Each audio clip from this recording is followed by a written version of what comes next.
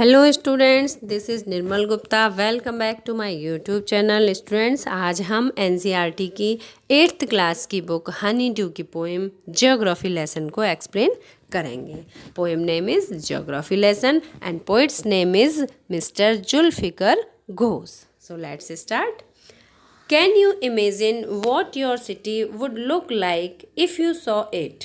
Students, इस poem में बताया गया है कि इस पोएम में कवि ने अपने व्यूज़ डिस्क्राइब किए हैं कि जब उन्होंने अपने शहर को एक ऊंचाई से देखा तो उन्हें अपना शहर कैसा दिखाई दिया, लेकिन शहर के रहने वाले लोगों की फीलिंग्स किस तरह की थी, तो ये डिफरेंस क्यों था। तो पोइट ने अपनी फीलिंग्स को, अपने क्वेश्चंस को डिस्क्राइब किया कि शहर देखने में कैसा लगता है और लेकिन शहर के लोगों के विचार कैसे होते हैं। तो हम इसे स्टार्ट करते हैं।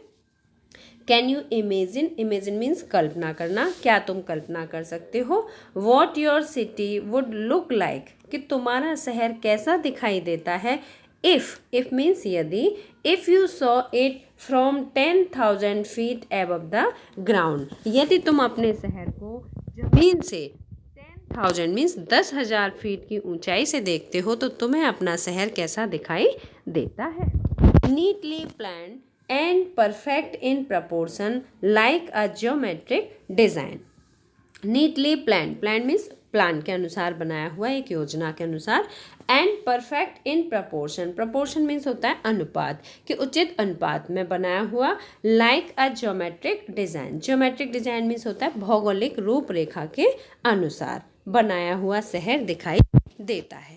इट वुड स्ट्राइक यू, लेकिन ये कभी तुम्हारे मन में आता है, स्ट्राइक मीन्स मन में आना, एज समथिंग वेरी डिफरेंट, कि कुछ बिल्कुल अलग है, भिन्न है, from what is actually is while you are in thick of it, लेकिन जब तुम इसकी गहनता में जाते हो तो हमें बिल्कुल डिफरेंट दिखाई देता है। क्योंकि जब हम बहुत ऊंचाई से देखते हैं, जैसे इसमें बताया गया कि 10,000 की ऊंचाई से देखते हैं, तो हमें अपना शहर एकदम नीटली प्लान्ड और परफेक्ट इन प्रपोर्शन और ज्योमेट्रिक डिज़ाइन के अकॉर्डिंग बसा हुआ नज़र आता है। लेकिन हम जब नीचे आते हैं और शहर में देखते हैं तो वहाँ पर हमें कुछ अलग बातें दिखाई देती हैं। Here is a poet's description of just such a view of the city. तो इस कविता में कवि ने शहर के एक व्यू को, व्यू मीन्स एक नज़र से जो शहर को देखा है, उस शहर का वर्णन किया है। And some questions that come to his mind, और उन क्वेश्चंस का भी वर्णन किया है जो उसके माइंड में आए। तो स्टार्ट करते हैं इसका first para. When the jet sprang into the sky. Jet means airplane. Sprang into, sprang का सेकेंड फॉर्म है। स्प्रैंग मीन्स होता है टू जंप या टू रोज, ऊपर उठना। When the jet sprang into the sky, जब पोइट का airplane आकाश में ऊपर उड़ा, it was clear why the city had developed the way it had, seeing it scaled 6 inches to mile.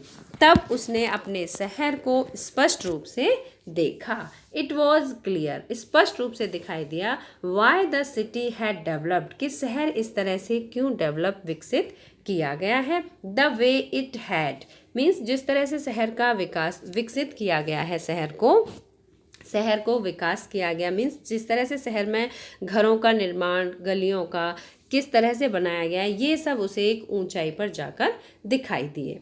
Seeing it scaled 6 inches to the mile, और ऊंचाई पर जाने के बाद द माइल मीन्स 1 माइल की डिस्टेंस उसे कैसी नज़र आने लगी, 6 inch, 6 इंच के बराबर नज़र आने लगी। और 1 माइल की डिस्टेंस क्या होती है, 1.609 kilometre.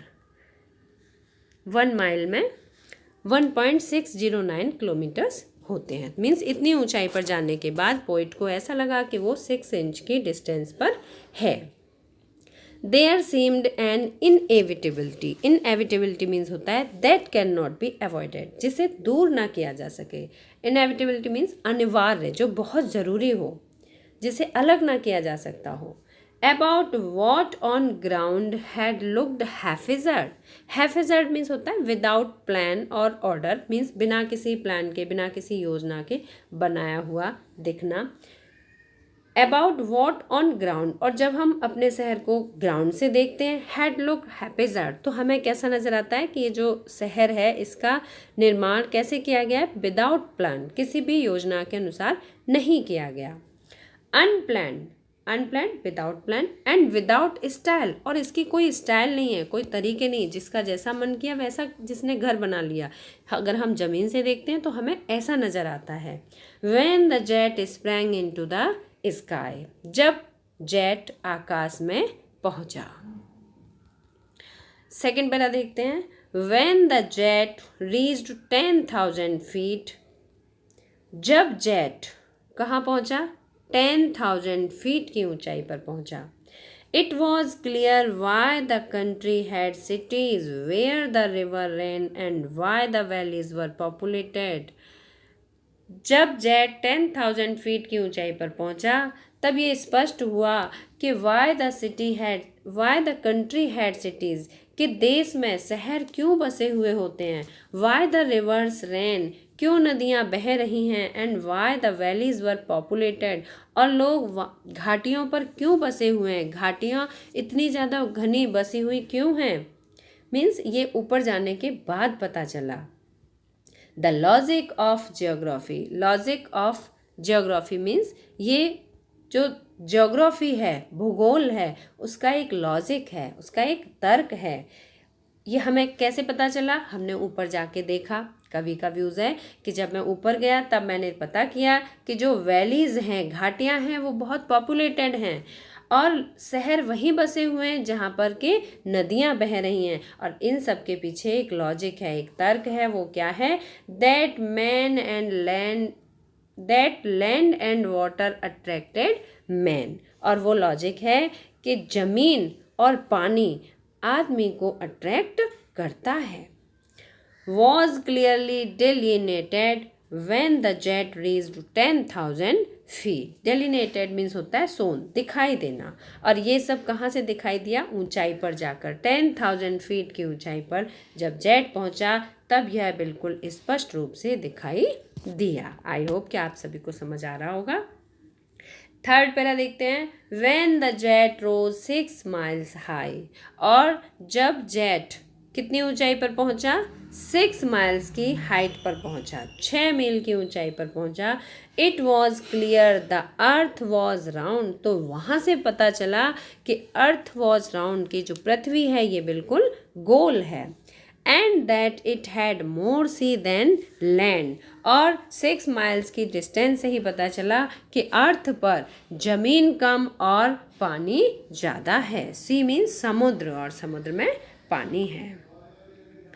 But it was difficult to understand, लेकिन कवि का ऐसा व्यू है कि ये समझना बहुत मुश्किल है। That the man on the earth found causes to hate each other, कि लोग एक दूसरे से नफरत करने के कारण ज़मीन पर खोज ही लेते हैं। अर्थ पर जो लोग रहते हैं वो क्या करते हैं, man on the earth found causes means कारण ढूंढ लेना।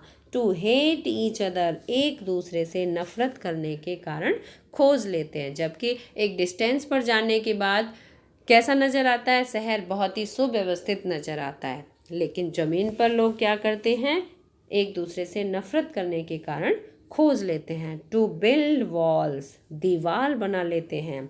अक्रॉस सिटीज़, शहर पार होते ही, एक शहर निकलते ही लोग दीवार बना लेते हैं। एंड टू किल, और एक दूसरे को मारते हैं। ये कहते हैं ये मेरा देश है, ये मेरा देश है, ये मेरा शहर है, या मेरा शहर है। सभी के व्यूज़ अलग अलग हो जाते हैं। From that height it was not clear why. अब पोइट के मन में एक क्वेश्चन आता है कि फ्रॉम दैट हाइट, इतनी ऊंचाई पर जाने के बाद, इट वॉज नॉट क्लियर, यह स्पष्ट नहीं हुआ कि वाई, कि लोग ये झगड़ा क्यों करते हैं। क्योंकि जो ज्योग्राफी है उसके अकॉर्डिंग, उसका जो लॉजिक है वो यही कहता है कि land and water attracted man, जहाँ पर ज़मीन है, जहाँ वाटर है, वहाँ पर लोग रहेंगे, वही लोगों को अट्रैक्ट करता है। लेकिन सब कुछ इतना प्लान के अकॉर्डिंग होने के बावजूद भी इट वॉज नॉट क्लियर कि why people hate to each other, why they kill to each other. कवि के मन में यही क्वेश्चन आता है कि लोग एक दूसरे को क्यों मारते हैं, क्यों एक दूसरे से नफ़रत करते हैं। आई होप कि आप सभी को समझ में आया होगा। और इस पोएम का एक ही मैसेज है कि एवरीवन शुड लव और लाइक टू ईच अदर। मिलते हैं इस पोएम के क्वेश्चन आंसर्स के साथ नेक्स्ट वीडियो में। Till then bye bye, good luck to all of you.